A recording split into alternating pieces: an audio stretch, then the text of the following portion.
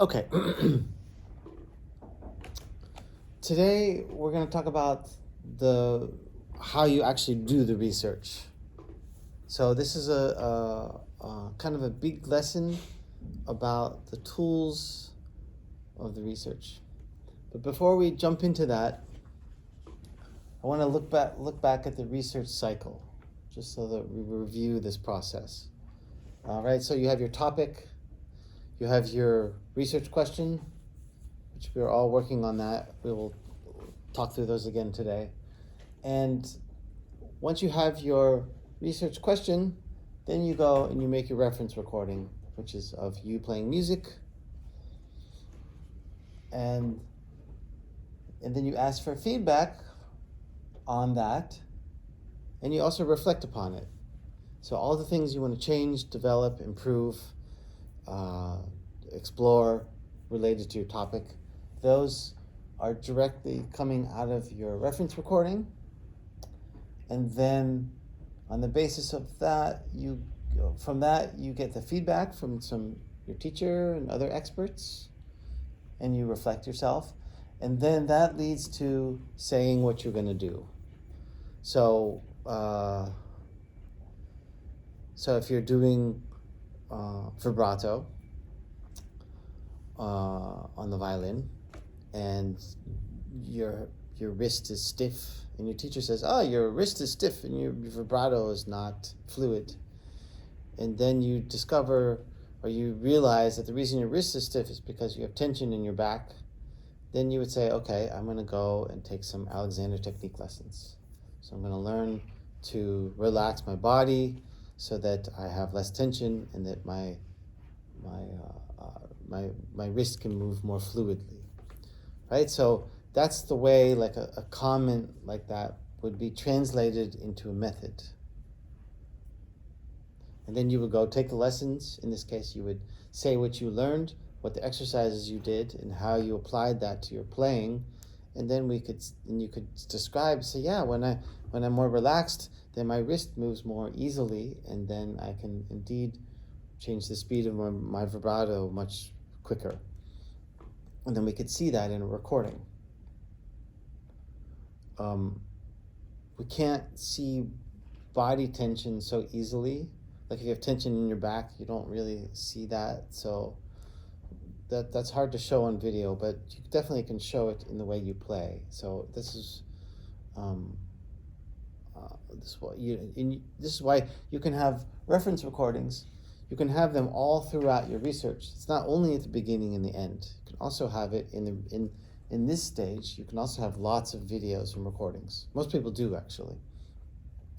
So this is what we're going to talk about today, all the different methods. And then, of course, after you've done all those things, like taking the Alexander technique lessons, then you would apply it to your practice and then make a new recording. So just keep this in mind. We talked a little bit about the research cycles before, and, let's say you did your Alexander technique, and then you can make more fluid vibrato. But then you make a new recording, and your teacher says, okay, now the speed is really nice, but the timbre is not so nice. And so you need to work on, the flatness of the finger and how much you're pushing on the bow. I'm totally making this up, right? So then you would then go and do some exercises on bow technique and the flatness of the finger, and you go do the same kind of thing, right? So it kind of goes in circles, and you could see like the first cycle would be kind of focusing on, in this case, speed and body tension, reducing that. Second one would be on your bow technique and your finger position, but they're actually completely different things you're working on in each cycle, but they're both working towards that same question: how can I express my vibrato on a piece, or some vibrato question. Sometimes we have even cycles that are even more farther apart. So just kind of keep in mind that there are different angles of attack to work on your research question. Okay, so let's just jump into, if I just do this, oh yeah, there it is. And if I do this, how about that one?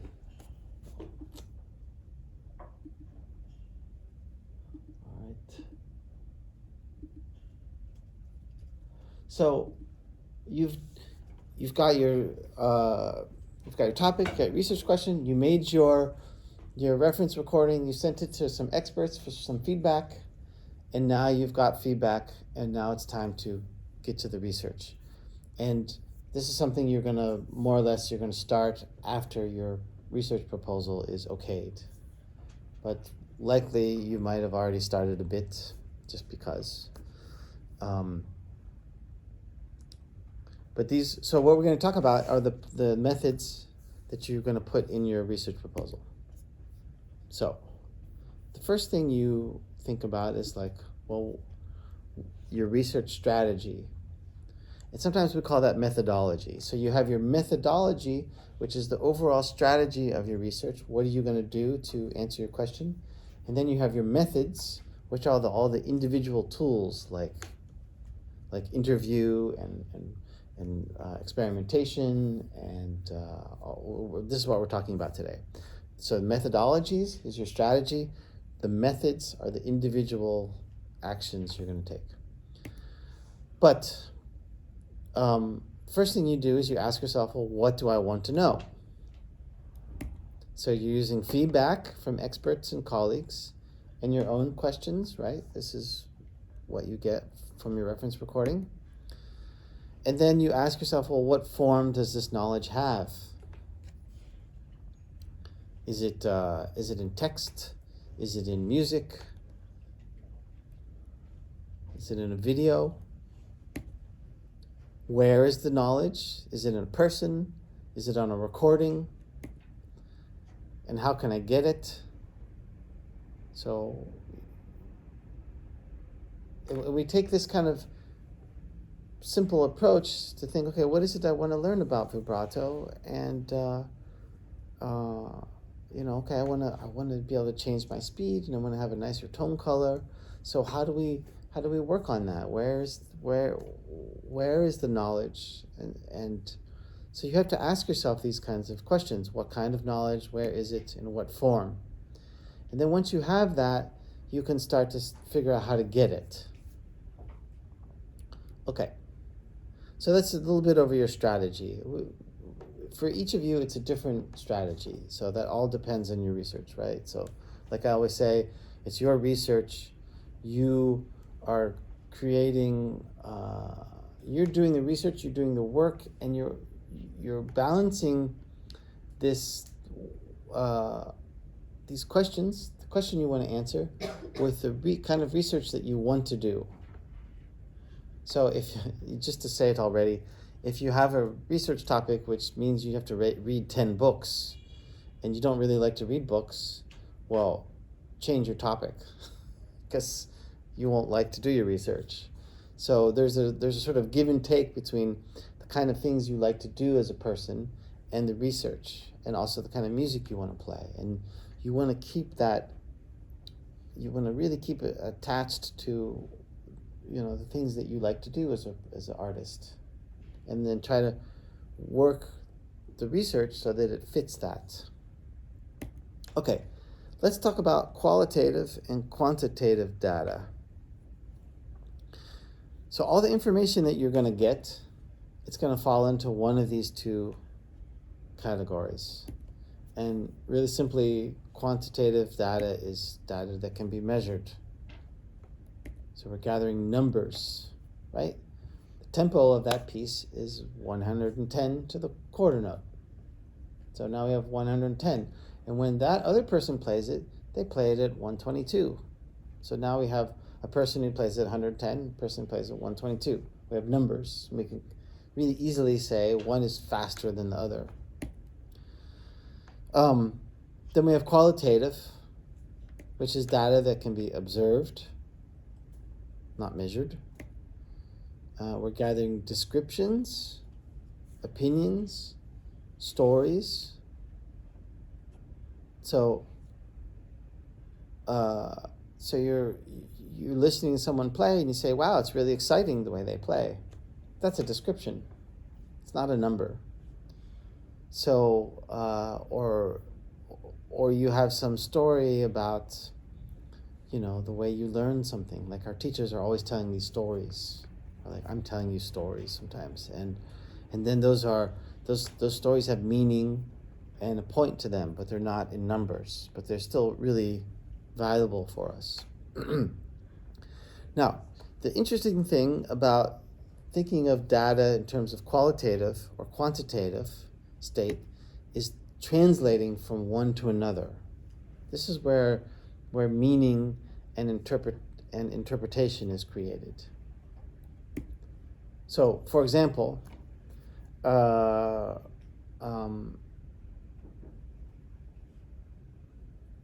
you might say, okay, this person plays it at 110, and that person plays it at 122, and the 110 version is more somber, right? So then all of a sudden we say, okay, in this playing this piece, tempo 110 is more somber than 122. We've created some theory actually about tempo in this piece, whatever it is. And then we can do it the other way around. You might say, oh, that's really exciting the way that's played. And then, or that piece is really exciting. And so now we have a quality. And so we could go through and look at what's going on in that piece. So we might look at the intervals of the melody. We might look at the tempo, or the rhythm, the dynamics, and all of these things can be quantified. We can talk about, okay, it's a combination of minor seconds and major sevenths, or the tempo is a certain tempo. It has these types of rhythms. It's largely 80%, you could say it's loud dynamics or high contrasts. And these are then quantities. And then now we have a theory related to a piece. You say, okay, this piece, it's really exciting, and then in order to make exciting music, you would use these intervals, this tempo, and rhythm, and dynamics. So then we could make a new piece with those quantities and test out if that would be exciting. So this is kind of the way we're creating theories about these qualities that we are observing, is by translating the quantities and the qualities back and forth. And as you are coming across data, you should always be interpreting and making these kinds of translations, because that's then, it shows understanding and depth and insight, right? Okay. So those are the two types of data. Now let's talk about the 8 research methods. I have these 8 I have these 12 research 8 research methods. Does anyone know that? The life of Brian? No. I forgot. Yeah, Moses, he comes down and he has 3 tablets. He's like, I have these 15 commandments. And then one of them falls and then breaks apart. He's like, I have these 10 commandments from God. So I said, good morning. So because he dropped a tablet, 5 of God's commandments was then just erased. But anyway, it's nothing better than telling a joke and then explaining it right afterwards. The explanation is always more funny than a joke, right? Okay. So the 8 methods which we're going to talk about now, I'm going to try to get through them brief in a quick manner. Desk research, interview, case study, different types of experiments, reenactment, ethnography, reflexive writing, and survey. So it's a big assortment of different things. Let's start with desk research. Desk research is really important. It's going to be a part of all of your researches. So whatever your topic is, you're going to go and you're going to look up some texts, which means you're going to look at books articles, websites, previous research by other students, etc. Blogs. And these texts can be in print, they can be on the internet. You know, we have a ton of books, but we also, I have a folder in my research folder which says it's like articles for citations or something like that. So there are programs also to organize all your articles. Maybe it's not such a big deal, but make sure you guys put all of your texts in one part.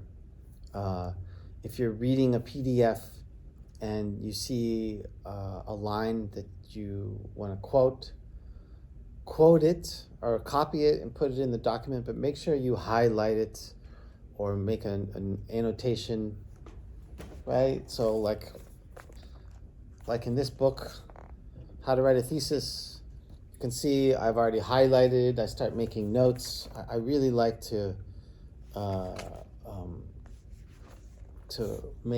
leave a sort of trail of my thoughts as I'm reading material, because then I go back a few months later, like I did a few days ago, and I just read the stuff I highlighted, and then I know I'm right back where I was when I was reading a couple months ago.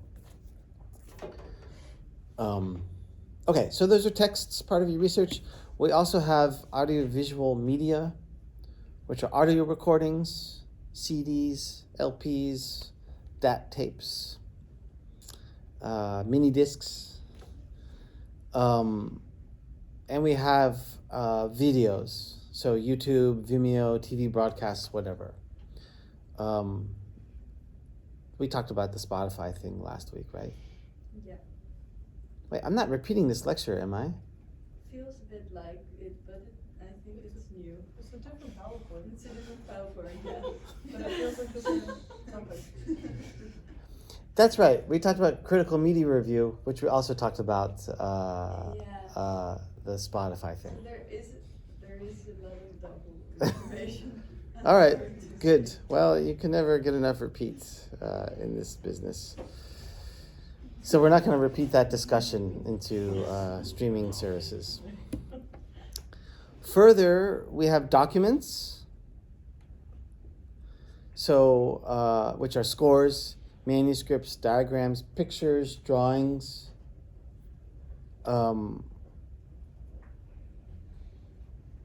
You could, depending on what your topic is, you could be using all of them. The annotated scores are really effective to show what you've decided to do in your...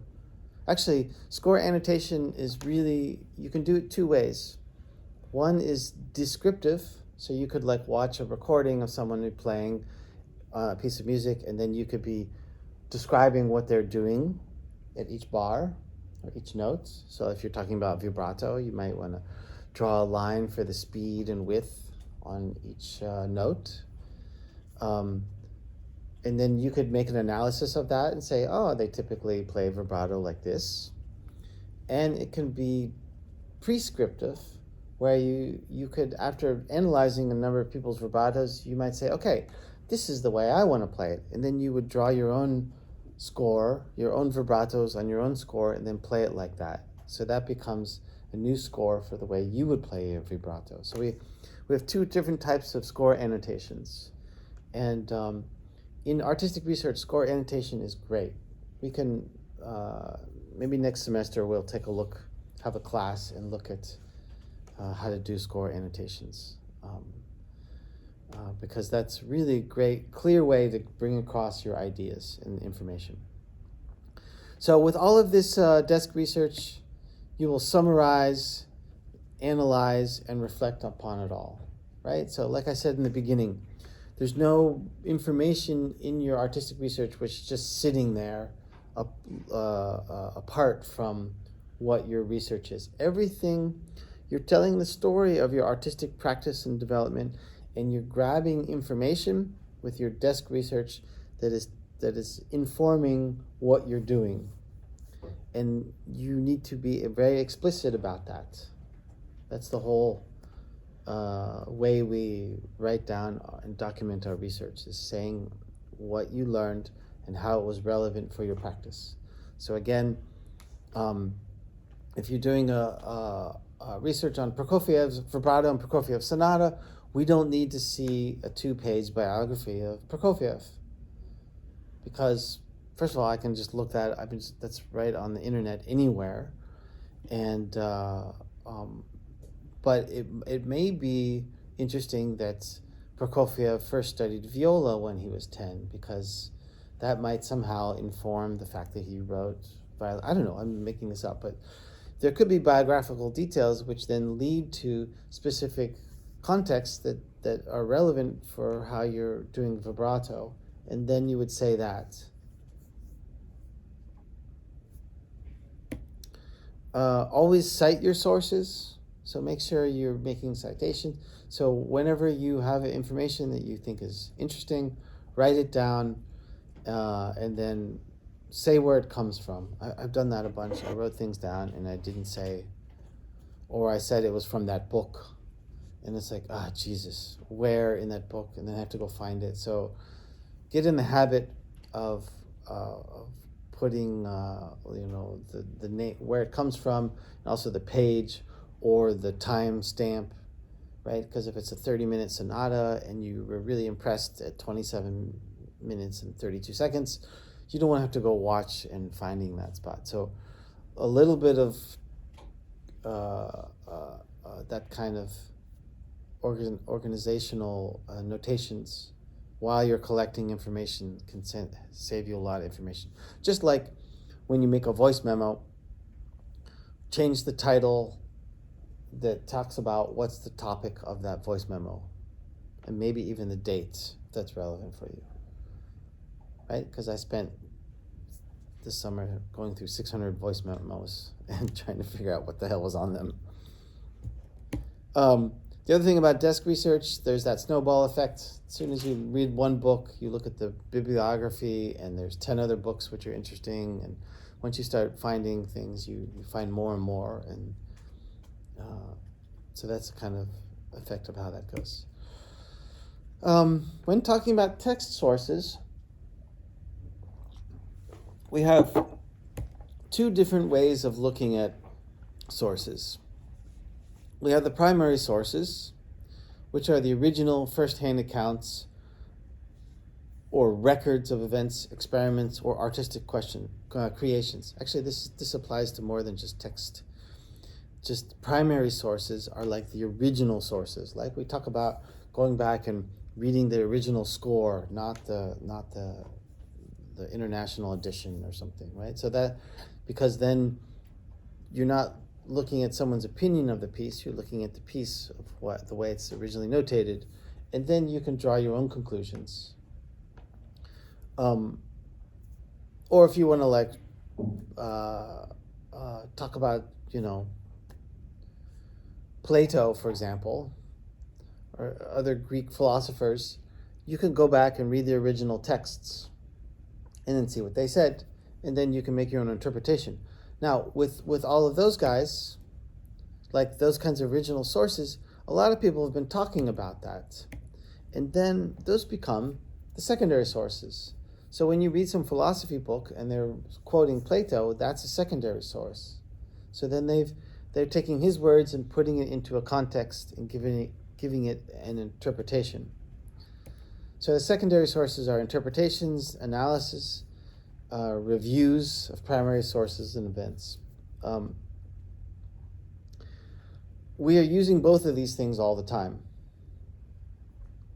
And if you need to say something specific about something, then it's always advised to go to the primary source and look at the original yourself. But sometimes you're looking for contextualization and broader topics or broader themes, and then you can take these secondary sources, which can then help you with that kind of perspective. So books, articles, essays, biographies, those are all secondary sources to understand broader contexts. Okay, any question about desk research? Okay. I'm gonna be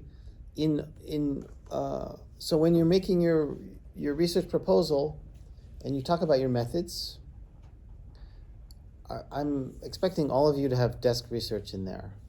So I want to know what videos you're analyzing, what books you read. As a matter of fact, we've even talked about sources and the critical media review. So that's already the desk research. All right. Okay, number 2, interview. Interview is to learn someone's insights and experiences. It's always someone from your network. So if you find yourself interviewing someone and they're not on your network, put them there.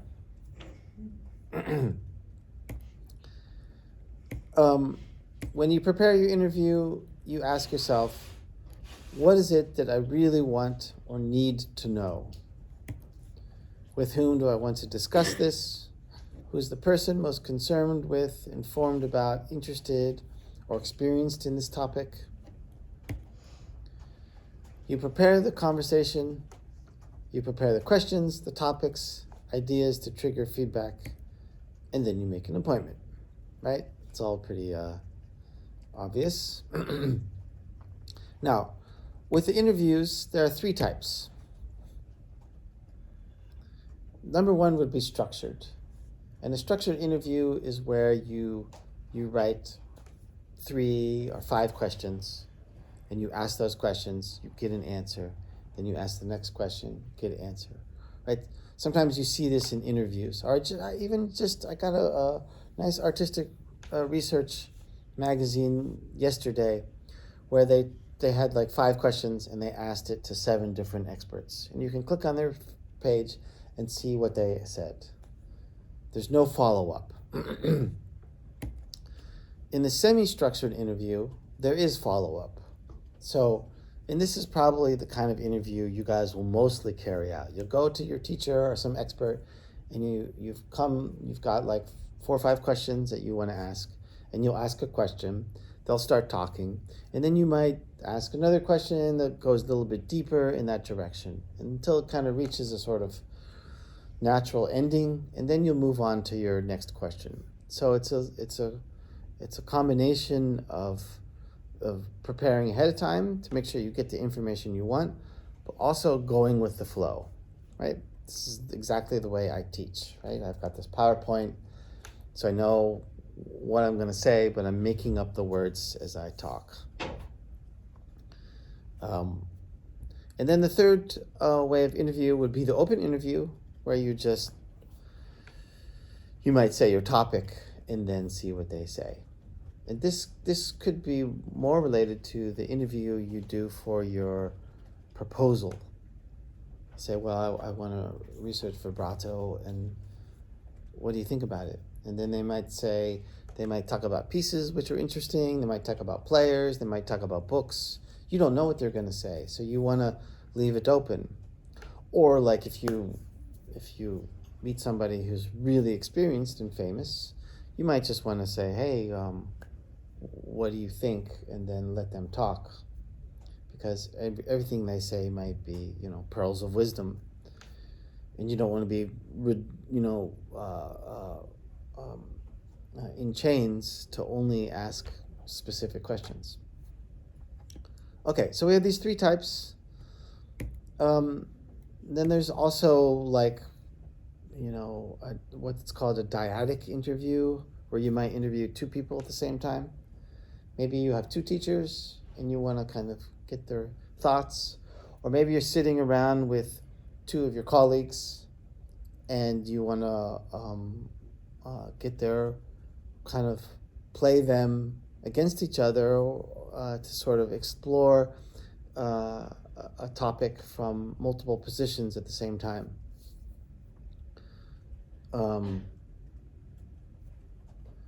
You could also do a focus group discussion. So maybe if you're researching viola in the orchestra, you might want to sit with the whole viola section and then have a discussion about page turns or vibrato or leading or something like that. And then that might be interesting to do it as a group instead of individually. This is all getting on there. Okay, that's interview. Any questions about that? It's all it's all normal things. I'm probably saying a lot of things you would have just already done without, but sometimes it's also interesting to see the theory behind something that you already intuitively know. That's the way I've learned this stuff. Case study.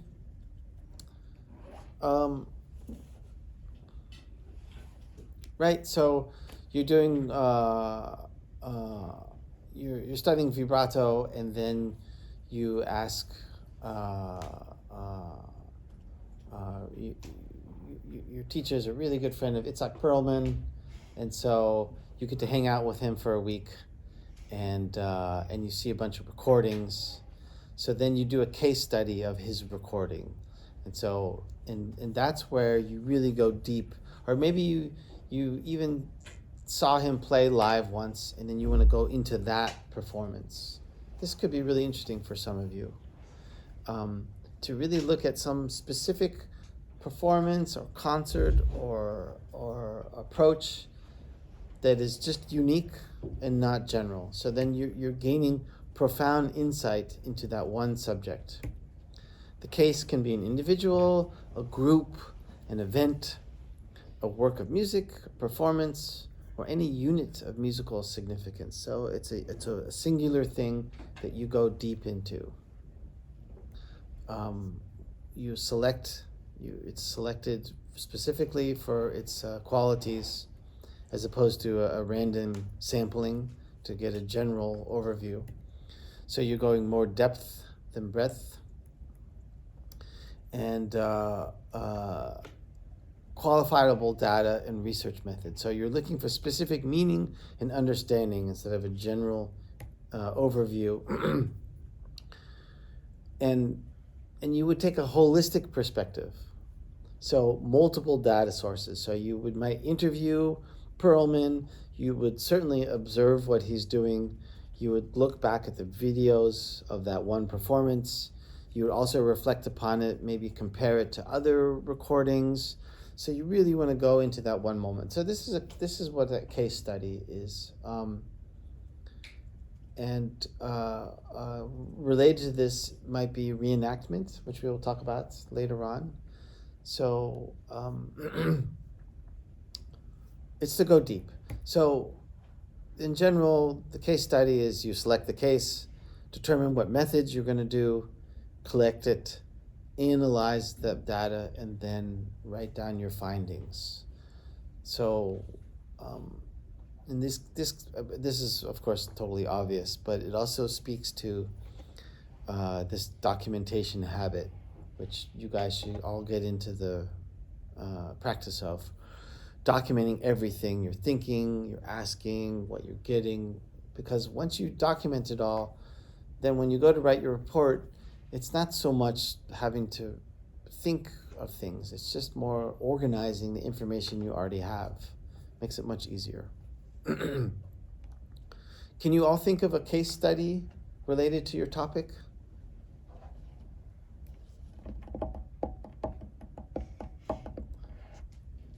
Some David Bowie concert, which really, I don't know, I forget what your topics are, but I don't know. I saw one or two yeses, and I see a lot of people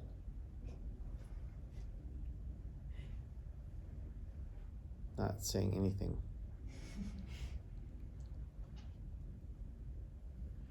Is this lecture too much one-directional information from me to you? Can you follow it? Yeah. Am I talking too fast? Am I talking too slow? It's okay? Yeah? Yeah. All right. Should we all go get espressos? Hello, can I have 15 espressos, double espressos? That's what we need. Let's move on. Experiments. This is another really big method, which is basically going to be a part of all of your, right? So like, when you're practicing, when you're trying things out, that's experimenting. So everything you're doing when you're developing in your practice, it's always an experiment. And because it's a method and because it's about developing your practice, document it. So when you try things out, try them out. Show what works and show what doesn't work. Don't only show the good things the whole time, but we want to see what wasn't working, and we want to understand also why. So, but if we talk about experiments in general, we start with the laboratory experiment, which is this scientific method where you experiment on something and you also have the control group, right? So like if you're testing a drug to see if it works on people, you give it to 100 people and then you give another 100 people some fake drug, and then you tell them the same thing, and then you see what the results are, right? So that's the control group. We don't really do that in artistic research. I wouldn't even know how you would approach that with yourself. Right? Why is it in our presentation? Sorry. To give you contextualization about the two methods I'm about to tell you. Okay. Because you might say, oh, experiments means control group. This sounded a bit harsh. I didn't No, that's okay. I'm happy to answer it. The kind of experiment you will mostly do is the quasi-experiment, where you use your experience and intuition in combination with your artistic goal to help guide the process of your experimentation for results that may be more related to your topic, right? So this is the way we are practicing all the time, right? We have an idea of a sound that we want to get to, and then we're playing our instrument, and then we're changing things to get that sound. And so that concept of that sound, that artistic goal, is guiding the process of the changes we're making. So this is what it is so natural for us, so innate, that we don't even know about it. But in the research, we're asking you to really become more aware of it and document that process. So what is my artistic goal? And when you can talk about what that is, then it's easier to explain the choices and the changes that you're making as you do the research.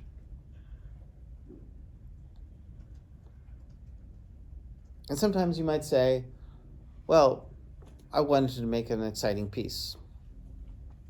And then we could talk about, the tempo and the rhythms and the orchestration, how to make it exciting. But sometimes people will say, well, why do you want to make an exciting piece? And then you have that tricky moment where you have to try to explain your artistic vision. And that's not always so easy. And you might say, well, I just wanted to, right? Why did you do it like that? Well, because I liked it, right? No, what we're trying to do is go deeper than these kinds of like, oh, I like it, so it's okay, We're trying to explain our artistic vision. And this is one of the really important, but also really difficult things about the artistic research, is to understand that vision and to be able to explain it. And when you've done that, then you understand yourself better. And this is one of the key reasons why we even do artistic research, is to understand who we are as artists so that we can go deeper and do it better and have a better self-realization of what we're doing as artists. Because sometimes, I've certainly had it. People ask me, well, what's your music like? What kind of music do you write? And then I have to try to describe my own music, which is really hard. that's kind of why I asked that question in the beginning. What are you good at? What do you like to do in music? What do you like in music? Because then it starts to, you start to understand who you are, and then you can when you've verbalized that, then you can understand it clearer, and that helps you make choices in the future. Can you guys understand what I'm saying here? Okay, all right. So that's the process of the quasi-experiment. It's basically this intuitive guided variation process, which we are then documenting in our research. And once again, like I said, when you're doing that and you're documenting it, then it's so easy to get to the 9,000 words because it's practically writes itself. Okay, another kind of experiment which is maybe interesting for some of you is called the parametric experiment, which is a systematic permutation of variables. So, okay, let's take like the vibrato example.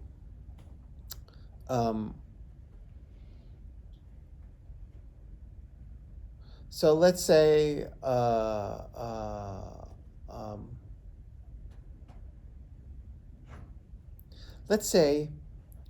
when I'm doing vibrato, I can move my wrist or I can move my finger. And then let's say I can move my wrist in 3 speeds and I can move my finger in 2 speeds. Does this all make sense? And it all makes sense? No, whatever. Violinist, of course. So I can give you a couple other examples, but let's stick with this. So then what I might say is, okay, I'm going to move my wrist really fast, and then I'm going to move my finger slow, and then I'm going to see what the result is. Then I'm going to move my wrist fast, and then the finger fast. As if that could I start to understand why this doesn't make sense, but whatever. Then you would have a result. And then I could move my wrist medium, and then I have medium slow, and then medium fast on the finger, and then slow, fast, slow finger, right? So we have a systematic permutation of options. And then you would try them all out, record them, and then see which one is the best. Or another example is the research where there was the research topic was, how can I improvise interludes between classical pieces? A classical pianist who was improviser, and so he wanted to go from Mozart to a Chopin piece. And so what he did, he said, okay, I'm gonna start Mozart. I'm gonna go low energy to high energy, and then start the Chopin. And then I'm going to end the Mozart, and I'm going to go high energy to low energy. And then I'm going to do like medium energy to medium energy. So, and then I'm going to switch the 2 pieces, and then I'm going to also explore the 3 different transitions. So, and then he started to, by doing this kind of systematic experimentation, he could see the way the flow of energy would work between 2 pieces and how that might affect the performance of those pieces. In his case, I think this was kind of a first step which he did, which really gave him some clarity about some different ways to improvise. But I think as he gets better, he probably could make all of them work, right? Because it's just a question of all the things you put together. But in any case, whenever we have a question in front of us, usually you can think of a bunch of different options, and often we just choose the one that feels right. Again, it's that intuition thing, and we want to go a little bit more systematic in the research. We want to cover our bases better. And so if you can think of 10 different ways to do something, actually you need to try out all 10. And not just the third one, which you thought was the right one to do. Because when you've done all 10, it might also be the third one that was the right, but it might be the 7th one, which you didn't want to try out, which actually gives you a whole new way to do things, which is really interesting and you didn't think of without this kind of systematic approach.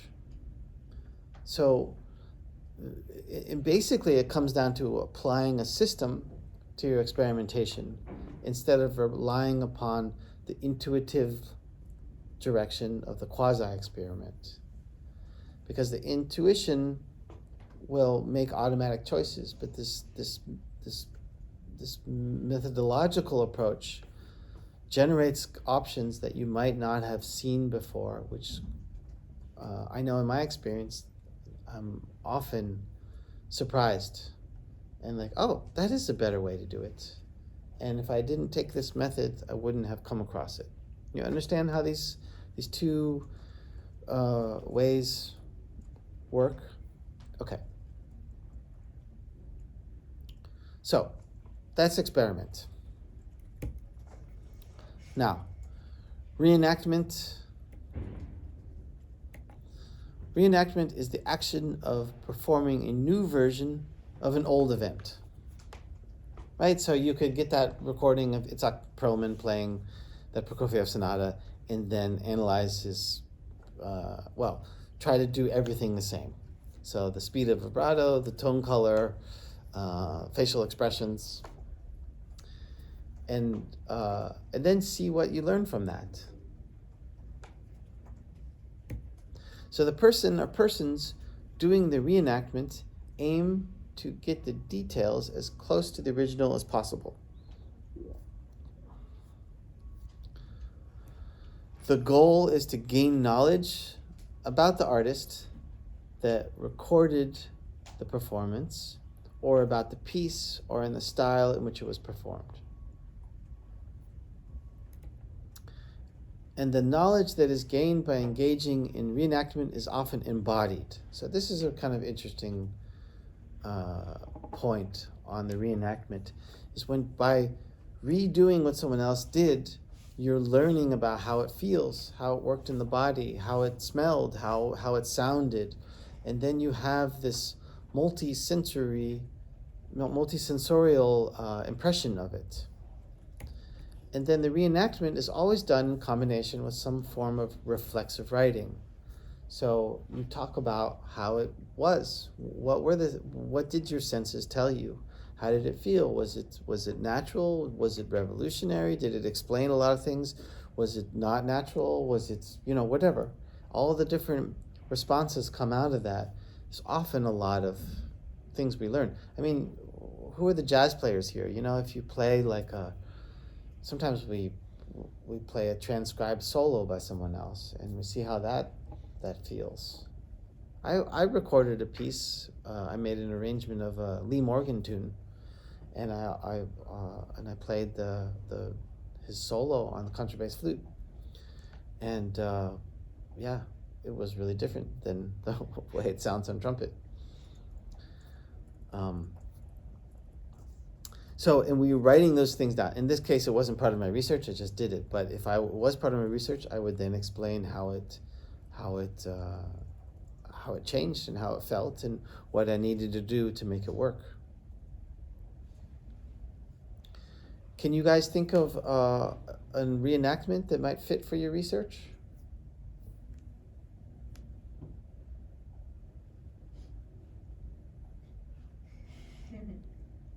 Yes. Okay, let's move on. Ethnography. Okay, so ethnography, I mean, the typical one is the ethnic group. So going into the African village and learning to drum with them for a week.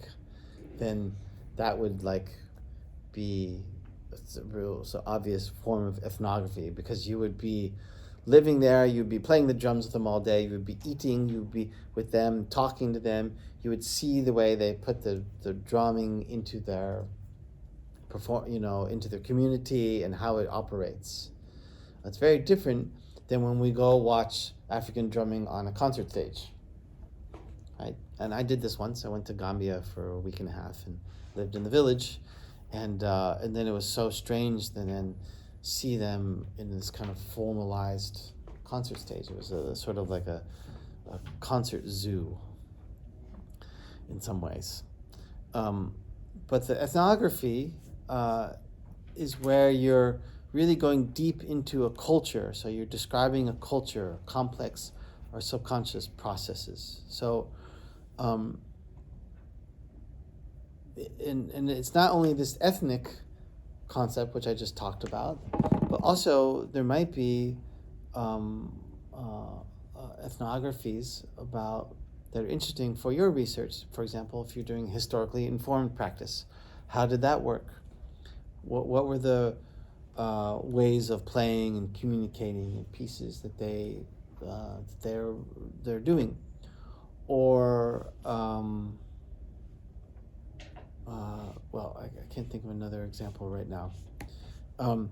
You're looking into the dynamics of a specific musical community, delving into the unwritten norms, traditions, expectations surrounding performance in various musical contexts. It often involves field work, where you're in the midst of what you're studying. And techniques are observation, participant observation, extended interviewing, documentation, and just general participation. So, can you think of I'm trying to think of what all your research topics are. I've lost most of them for now, but do you think if there's a community that's really the center of where the knowledge is for your research topic?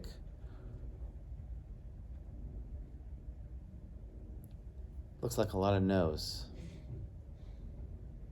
All right, that's okay. Then that's not necessary for you. There is a topic which sometimes we talk about in artistic research called autoethnography, which is then your own culture, right? You have your own way of working, your own way of doing things, your own habits, the way you integrate your art into your life. I don't usually talk about that because in general, I think artistic research is by definition autoethnography, where you're talking about how it works for you and the decisions you're taking. And anything that's relevant for that, you should be documenting in your report.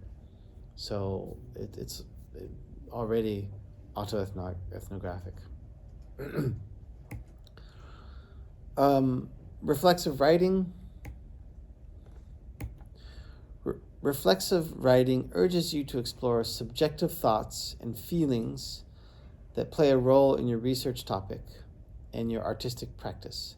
It combines describing your personal experiences with careful observation and critical thinking about these experiences. So I see reflexive writing is the general way, the general language of your research report is going to be reflexive writing. So where you're talking about what you're doing in a reflexive way. So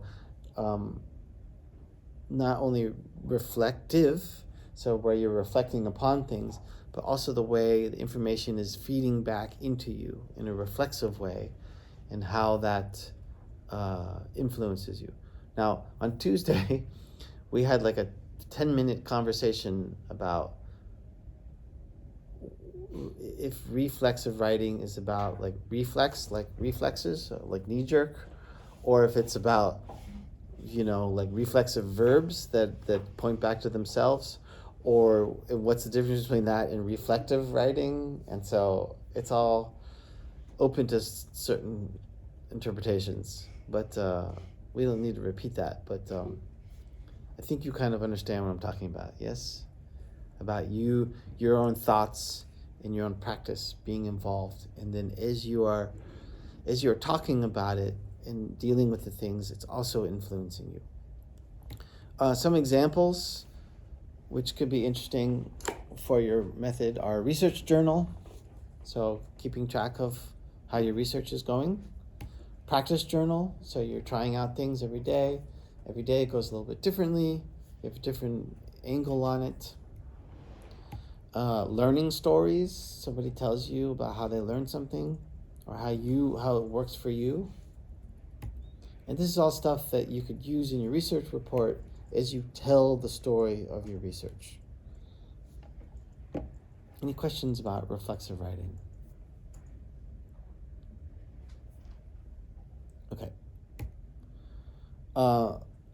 Lastly, survey.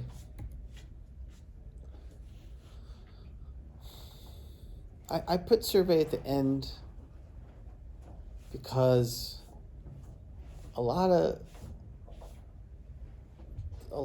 first versions of topics are like, how can I create music that is exciting for people, or how can I choose the right repertoire for my concerts that audiences appreciate. There's a sort of desire to study what people want and then to change your artistic practice to give them that. And it's always tricky to navigate that because, of course, if you ask 100 people what they thought of a concert, they'll tell you 100 different things. So, but if you ask them if you thought it was too fast or too slow, then you'll get some quantitative data. 60% said yes, and 40% said no, and that might be something you could do something with. So the survey could be interesting for you. The survey gives you an overall picture from many people. You can survey the public, like the example I just gave, but you can also ask, like if you have 3 or 4 different teachers, you could ask them, other performers and artists, and you can also survey your students. So if you're doing a research into violin vibrato, you could ask 5 fellow violinists on how they focus on the vibrato, for example. More of an interview, right? Or not? Well, it's kind of a structured interview, yeah. So it's related. But what's then? I don't really see how that's a survey. Maybe that's. Well, yeah, I mean, interview was often with like 1 or 2 people specifically for their information, but a survey would be to get a general picture. Or for example, there was one violinist who asked all the fellow violinists, do you experience body tension when you play? And that was a thing that they never talked about. But with the survey, she learned that 80% of the students all had body tension. So it was like this kind of elephant in the room that no one was ever talking about. So then they had to become. We all have these topics that are which we're not talking about now, and in a few years we will be talking about as we start to understand them. So the survey can access thoughts, opinions, feelings, behavior. It generates a large amount of data. So if you give a piece of paper to 50 people, then you have 50 pieces of paper you need to tally and analyze. It creates more breadth than depth, so you don't go deep into the topic, so you get some general information, which is a representative random sample instead of what one person thinks. You want to try to process and analyze the data in a quantitative way.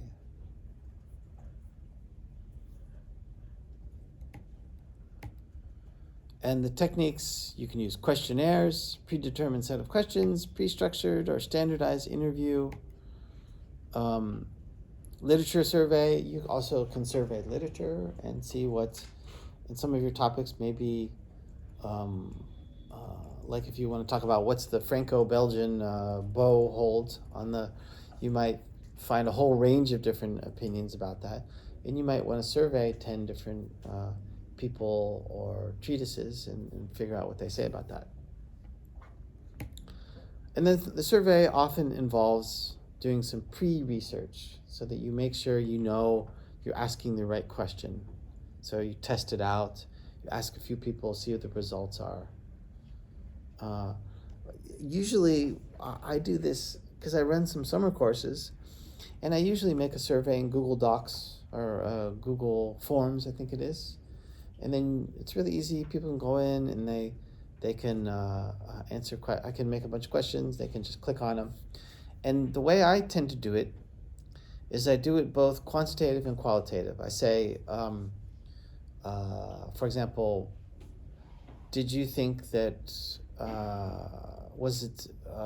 did it work to start the class early in the morning? Something like that. And then people, or was there enough hours of workshop per day? Yes or no? And the people, they'd say yes or no, and I would get some percentage. And then what I would do is I would say a second question which said comments. And then they could say, well, I thought it was enough hours, but I would rather have bigger breaks or shorter breaks or whatever, right? So then that would be really interesting for me. So I could take the quantitative thing that, okay, they thought it was a good number of hours, but then there's this idea about the breaks, which then I might change. So that worked pretty well. And usually it was only for 15 people, so I could read the answers. But sometimes we have these surveys where they ask 500 people something, and you don't want to be the person who has to read through 500 text answers. Okay, any questions about surveys? All right. So, okay, those are our methods.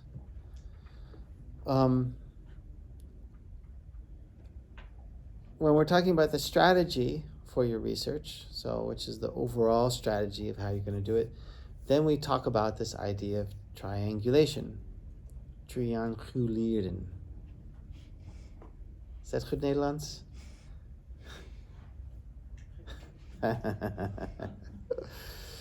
So, which means approaching a musical question from various angles. So that's why when you talk about what you're going to do for your methods, you're going to have a set of different methods. So it's going to have data collection, it's going to have experimentation, it might have some interviews, maybe you do a case study or a reenactment. All of these things are going to take place in your research, and then I want you to talk about how you're going to do them. The reason we do the triangulation is it addresses the complexity of musical questions more adequately than a single method approach. Right? So the weaknesses of one approach can be offset by the strengths of another. And then you aim for a comprehensive, multifaceted examination of your topic.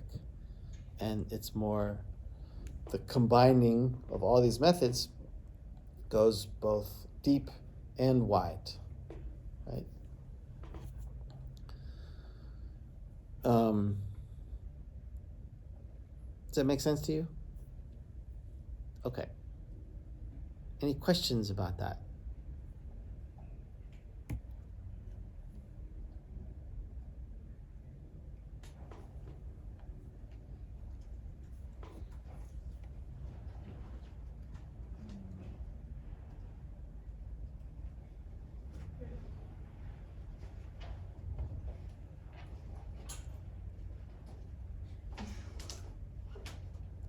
Did I just overload you with a bomb of information?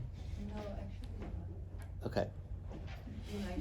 Like, Great. I feel more, if I be honest, I feel more like the information that you're getting could be like Even more compact. Yeah, I feel like the things are a bit like stretched that